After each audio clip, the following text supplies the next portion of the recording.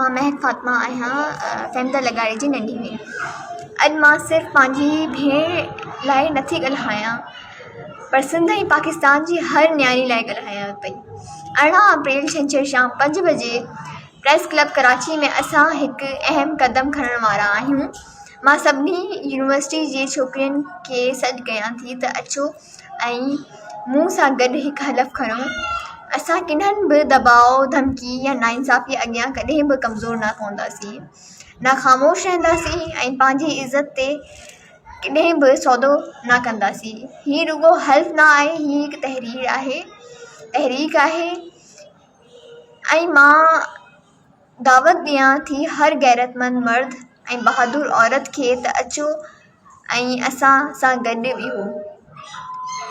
अचो गॾिजी साबित करियूं त असां जूं न्याणियूं हाणे कमज़ोर न आहिनि। 18 अप्रैल 5 बजे प्रेस क्लब कराची तव्हांजी मौजूदगी असांजी ताक़त आहे।